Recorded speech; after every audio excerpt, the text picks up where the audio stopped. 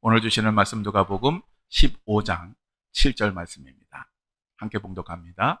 내가 너에게 이르노니 이와 같이 죄인 한 사람이 회개하면 하늘에서는 회개할 것 없는 의인 99으로 말미암아 기뻐하는 것보다 더하리라. 아멘. 자리에 앉아주시기 바랍니다. 오늘 누가복음 15장 7절까지 말씀을 가지고 다시 회개의 자리로 라는 제목으로 오늘 말씀을 나누겠습니다. 여러분 이번 달 산성교회 달력 보시면 다시 회개의 자리로 김정주 집사님 보고 기도하시는 거예요. 네, 감사합니다. 우리가 구약 성경에서 회개와 관련해서 좋은 그런 그 사례로 드는 것이 사울과 다윗 왕입니다. 이 둘 다 하나님 앞에 돌이킬 수 없는 큰 죄를 저지르게 됩니다. 사울 왕은 하나님의 말씀에 계속해서 불순종했을 뿐만 아니라 제사장만이 할 수 있는 제사를 직접 주관했다가 딱 걸리기도 하고, 그리고 영매, 오늘로 치자면 점을 치는 사람을 찾아가서 자기의 미래를 묻기도 하였습니다. 또 다윗 왕은 정말 입지전적인 그러한 인물이었습니다. 그는 어린 나이에 이스라엘 전체를 공포로 몰았던 골리앗을 아주 멋지게 쳐 죽이고 나라의 영웅이 되었습니다. 그렇지만 이것 때문에 사울의 정적이 되어 사울 왕과 그 이스라엘 군대의 추격을 피해서 정말 오랫동안 쫓겨다니는 그런 생활을 했습니다. 그 시간이 얼마나 힘들고 어려웠는지 우리가 시편을 보면 그때 다윗의 심정이 아주 잘 나타나 있습니다. 그런데 다윗은 이러한 모든 어려움을 이기고 마침내 이스라엘의 왕이 되었습니다. 다윗은 이스라엘을 굳건하게 하기 위해서 예루살렘을 점령해서 그것을 수도로 삼았을 뿐만 아니라 아주 오랫동안 방치되어 있었고 이스라엘 백성들의 관심에서도 완전히 멀어져 있었던 그 법궤를 예루살렘으로 모셔와서 종교적 안정을 이루는 그러한 큰일을 했습니다. 뿐만 아니라 이전에 이스라엘을 수시로 약탈하고 괴롭히고 죽였던 그러한 이방 민족들, 그 민족들을 다 점령을 해서 이스라엘이 조공을 바치는 나라에서 조공을 받는 나라로 만들었습니다. 그래서 다윗은 이제는 국민적 영웅을 넘어서서 민족적 영웅이 되는 아주 위대한 인물이 되었습니다. 그런데 이 다윗의 가장 큰 위대함이 무엇일까요? 저는 그의 종교적인 그러한 그 차원, 또 정치적인 차원, 군사적인 차원에서의 업적을 넘어서서 그가 가장 위대했던 것은 자기의 죄를 인정하고 회개했던 것이라고 생각을 합니다. 우리가 잘 아는 것처럼 다윗은 정말 믿는 사람으로서는 해서는 안 되는 아주 파렴치한 죄를 저질렀습니다. 성욕의 눈이 어두워서 자기 아내의, 그것도 전쟁을 치르고 있는 장군의 아내를 간음을 했고, 그리고 그러한 죄를 덮기 위해서 자기의 권력을 이용하여 그 부하를 죽였습니다. 그리고 그 아내를 취했습니다. 당시 다윗은 살아있는 권력이었습니다. 주변 사람들이 그런 것을 다 봤을 거 아닙니까? 그런데 그들은 어떤 문제도 제기할 수가 없었습니다. 왜냐하면 당시에는 왕이 하는 것이 곧 정의요, 공의요, 법이었기 때문입니다. 그런데 하나님의 지시를 받은 나단 선지자가 이 다윗의 면전에서 그의 파렴치한 죄를 지적하면서 이 다윗의 집안에 하나님의 징계가 있을 것을 선포하였습니다. 그랬을 때에 다윗이 어떻게 했습니까? 사울 왕은 자신의 죄를 지적하는 선지자 앞에서 끊임없이 변명만 했습니다. 어쩔 수 없었다라고 그렇게 이야기를 했습니다. 그런데 다윗이 뭐라 그랬습니까? 제가 죄를 지었습니다. 제가 정말 큰 죄를 지었습니다. 그러면서 통곡하면서 회개를 하였습니다. 이게 결코 쉬운 것이 아닙니다. 왜냐하면 나이가 먹고 부자가 되고 권세를 가진 사람이 공개적으로 회개한다라고 하는 것은 정말 어려운 것입니다. 차라리 힘이 없고 약한 사람이 회개하는 거 그렇게 어렵지 않습니다. 뭐 그렇게 살아왔는데 뭐 어렵겠습니까? 그런데 무언가 가진 사람들은 그게 어렵습니다. 그래서 우리나라의 경우에 큰 권세를 가진 사람들이 죄가 드러나서 조사를 받게 되면 어떡합니까? 대개 자살을 합니다. 자기의 죽음으로써 자기의 죄를 덮으려고 합니다. 우리나라 법이 그렇습니다. 우리나라 법은 망자에게는 굉장히 관대합니다. 그리고 사람이 죽으면 기소유예인가요? 갑자기 제가 생각이 안 나요. 그 기소 중지가 돼서 그 더 이상 조사를 하지 않습니다. 그러니까 차라리 내가 죽으면 깨끗하게 모든 것이 덮여진다는 생각에서 자살을 선택합니다. 대권 주자였고 서울시장이었던 사람이 그랬고 또 이 나라의 대통령을 지냈던 사람도 자살을 했습니다. 그러니 얼마나 안타까운 일입니까? 그런데 다윗 시대는 지금보다 더했습니다. 그때는 왕의 말이 곧 법이었기 때문에 어느 누구도 토를 달 수 없었습니다. 내가 아니라 그러면 아닌 겁니다. 그런데 그 다윗이 사람들 앞에서 자기 죄를 인정하고 참회하고 눈물로 하나님 앞에 엎드렸다라고 하는 것입니다. 바로 이것이 제가 생각하기에 다윗의 가장 위대한 점, 바로 이것이 아니었을까라고 생각을 합니다. 이 때문에 하나님은 이 다윗을 징계는 하셨습니다. 그 죄에 대해서 그냥 넘어가지 않으셨습니다. 그렇지만 그의 집안에는 큰 복을 주셨습니다. 신약 성경에서 회개와 관련하여 예를 드는 가장 좋은 그러한 사례가 가룟 유다와 베드로입니다. 가룟 유다와 베드로는 예수님께서 사랑하시는 그러한 제자였지만 아주 큰 죄를 지었습니다. 가룟 유다는 자기의 스승 예수 그리스도를 은 30에 팔아먹었습니다. 베드로는 절대로 그렇게 하지 않겠다라고 공언을 했지만 결국 예수님을 모른다고 3번이나 부인을 했습니다. 이 두 사람의 행위는 예수님의 제자로서는 절대로 해서는 안 되는 그러한 일이었습니다. 어떻게 제자가 되어서 그런 일을 할 수가 있습니까? 그런데 이 두 사람이 죄를 지은 후의 결과가 달랐습니다. 두 사람 다 자신의 죄를 깨달았습니다. 그리고 뉘우쳤습니다. 그런데 가룟 유다는 그 죄책감을 이기지 못하고 목을 매서 자살을 했습니다. 베드로도 그 죄책감에 시달렸습니다. 그렇지만 그는 회개하고 끝까지 하나님께 주신 사명을 감당하다가 십자가에 거꾸로 매달려 순교를 하였습니다. 자신의 죄를 후회하고 자신이 한 행동에 대한 책임을 지려고 하는 그 마음은 같았지만 그 결과는 달랐던 것입니다. 우리나라 기독교 역사의 획을 긋는 그러한 가장 큰 사건이라고 하면 모두가 꼽는 것이 1907년에 평양 장대현 교회에서 있었던 그러한 대부흥운동입니다. 이 부흥운동은 당시 장대현 교회의 길선주 장로님의 그 회개로부터 시작이 됩니다. 1907년 1월 12일부터 15일까지 평양 장대현 교회에서 평안남도 동계 남성 사경회가 열렸습니다. 그런데 이 집회가 시작이 되어서 계속 진행이 되는데 끝나는 전날까지도 어떤 특별한 역사가 없었습니다. 그러니 얼마나 좀 답답했겠습니까?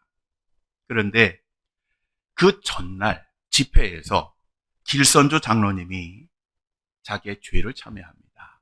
그 내용이 뭐냐 하면 한 해 전에 자기의 친한 친구가 죽어가면서 자기의 그 유산을 정리해달라고 $100를 맡겼습니다. 당시 $100면 어마어마하게 큰 돈입니다. 그런데 장로님이 그것을 착복을 했습니다. 그날 600명이 넘는 사람들이 모인 그곳에서 이 장로님이 내가 그 돈을 떼먹은 아주 못된 죄인이라고 그렇게 고백을 했습니다. 그 고백으로 인해서 그 교회에 놀라운 역사가 나타납니다. 이 길선주 장로님이 어떤 분이냐 하면 후에 목사가 되었고요. 교육가이자 독립운동가였습니다. 그리고 우리 민족 33인의 지도자 중에 한 분이었습니다. 그런 사람이 내가 돈을 떼먹은 파렴치한 놈입니다 라고 이렇게 고백을 했을 때에 그곳에는 많은 사람들이 그 간증을 듣고 자기들도 자기의 죄를 고백하기 시작한 겁니다. 사실은 나도 이렇게 못된 놈입니다. 내가 이런 죄를 지었습니다. 내가 어떻게 하면 좋습니까? 그래서 이 사람들이 바닥을 두들기면서 통곡하면서 회개하고 하나님의 용서를 구했습니다. 이것이 평양 대부흥 운동의 시발점이었습니다. 그런데 사실은 이 평양 대부흥 운동은 길선주 장로님의 고백에서 시작된 것이 아니라 그 전 4년 전에 원산에서 시작이 되었습니다.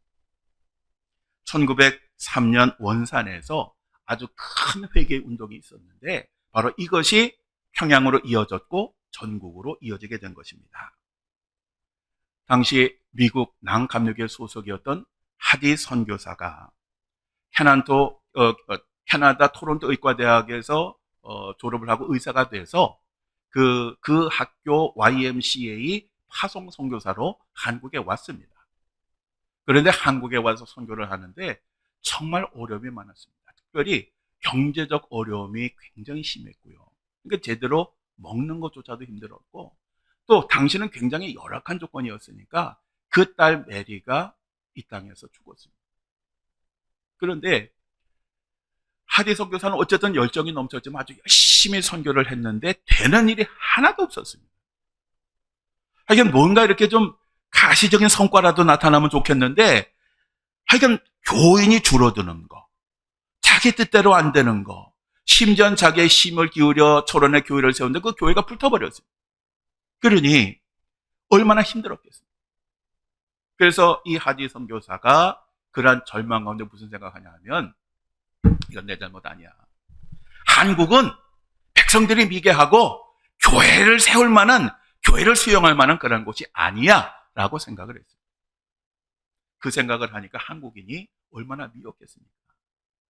그 평안한 생활 다 포기하고 한국에 와서 그렇게 굶어가면서 자기 자식 죽어가면서 선교를 했는데 그런 것을 받아들이지 못하는 한국 사람들, 너무 원망스러웠습니다. 물론 이렇게 원망하는 자기 자신에 대해서도 사실은 죄책감이 있었던 것은 사실입니다. 그런데 자기 자신의 분노를 누군가에게는 돌려야 했고 그것이 자기 자신이 아니라 한국 사람이었던 것입니다. 그런데 마침 중국의 남감리교 소속의 선교사가 휴가를 맞이해서 원산에 쉬러 왔습니다. 쉬러 왔는데 쉬는 것은 좋은데 왠지 피곤한 것 같고 마음이 공허한 것 같았습니다. 그래서 이 하디 선교사에게, 선교사님, 우리 평양에 이 원산에 있는 선교사들을 모아가지고 한번 우리 집회를 해서 은혜를 받으면 어떨까요? 라고 그렇게 제안을 합니다. 그래서 원산에 있는 선교사 가족들이 모여서 수련회를 하게 되었습니다. 그들은 하디 선교사에게 설교를 해달라고 부탁을 했습니다. 여러분 기억나시는지 모르겠지만 제가 한번 이 말씀을 드렸습니다. 이 하디 선교사가 이제 설교는 사실 맡고 싶지 않아요. 당시 심정이 얼마나 힘들었겠습니까? 그러니까 거절하고 싶은데 거절할 명분이 없으니까 그냥 받아들이긴 했습니다. 그리고 이제 설교 준비를 하려고 성경책을 펴놓고 기도의 3가지에 관해서 이제 그 설교를 준비하려고 하는데 이게 아무리 노력을 해도 성경 말씀이 들어오지 않는 겁니다. 그러니까 설교자의 고민이 늘 이거거든요. 설교는 해야 되는데 이 은혜가 안 오면 설교하기 진짜 어렵습니다. 그러니까 이 선교사님이 아무리 해도 안 되니까 결국 설교 준비하다가 성경을 덮어놓고 이렇게 중얼거렸습니다. 나의 내면이 이토록 공허하고 성경을 읽어도 아무런 감동이 없는데 무슨 설교를 한단 말인가. 거짓으로 믿음이 있는 척, 성령에 감화된 척, 위조할 고조할 주절거리는 수는 있겠지. 그러나 이런 태도야말로 나 자신과 하나님을 속이는 일이며 성령을 모독하는 일이 아닌가. 어쩌면 좋단 말인가. 그래서 이런 마음으로 눈을 감고 있는데 갑자기 한 손이 나타나서 그의 마음의 벽에 글을 쓰기 시작했습니다. 메네 데겔 우바르신. 이 글은 옛날 바벨론 제국의 벨사살 왕이 교만에 아주 심취해가지고 큰 잔치를 베풀고 하나님을 조롱하려고 성전에서 뺏어온 그 그릇, 성전에서만 쓰는 그 그릇에다가 술을 담아서 마실 때에 한 손이 나타나서 그 왕궁의 벽에다 썼던 그러한 글이었습니다. 이 말의 뜻은 벨사살 왕을 저울에 달아보니 무게가 모자라 왕국이 둘로 나뉘고 메대와 페르시아 사람에게 넘어간다라고 하는 그런 뜻이었습니다. 당시 바빌론 제국은 난공불락의 요새였습니다. 그러니 이 말은 절대로 이루어지지 않을 것 같았는데 그 쉽게 그 바빌론 제국이 무너집니다. 바로 이 하디 선교사가 자신의 마음에 쓰신 바로 이 글을 보고 그 의미를 깨달았습니다. 그 의미가 뭐냐? 자신을 주님의 저울로 달아보니 자격미달이다 라고 하는 그런 뜻입니다. 그러자 그는 앉았던 의자에서 내려와서 하나님 앞에 무릎을 꿇고 회개 기도를 하기 시작했습니다. 그 기도가 이렇습니다. 주님, 저는 한국인을 구원하겠다고 온 선교사이면서도 그동안 한국인들을 미개한 족속이라고 폄하하는 교만의 죄를 지었습니다. 몸이 아픈 이들이 찾아와 굽신굽신하며 병을 고쳐달라고 할 때마다 순수한 사랑에서가 아니라 마치 시혜를 베풀듯 한국인 환자들을 대했습니다. 그리고 하나님의 종이라고 하면서도 성령의 능력과 도우심을 의지하지 않고 저의 학식과 능력과 의지하는 자만심에 사로잡혀 있었습니다. 이 하디 선교사는 날이 밝자 선교사들의 수련에 참석을 해서 바로 이러한 신앙 고백을 했습니다. 그러자 난리가 났어요. 그 자리에 참석했던 선교사 및 그 가족들이 모두가 눈물 흘리면서 자기의 죄를 고백하고 회개하기 시작한 것입니다. 그렇게 그 수련회가 마무리됐고 주일이 되었습니다. 이 하디 선교사는 자기 자신이 시무하는 원산 남상동 교회에서 설교를 하면서 눈물을 흘리며 이렇게 고백을 했습니다. 나는 실패한 선교사입니다. 나는 한국인을 업신여겼습니다.